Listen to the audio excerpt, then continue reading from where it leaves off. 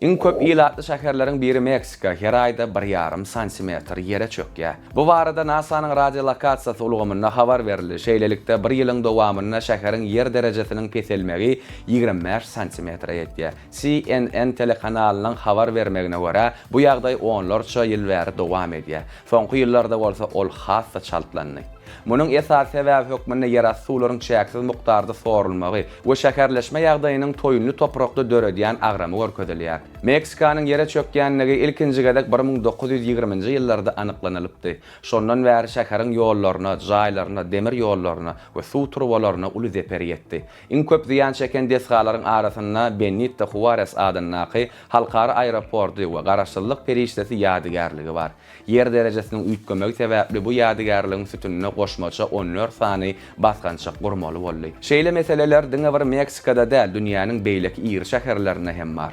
Täzelikleriň ilkinji dinleýijisi bolmak üçin bize agda bolan habarlar, täsirlikler, videolar hemmesi bir ýerde. Türkmen portalla biziň bilen galyň.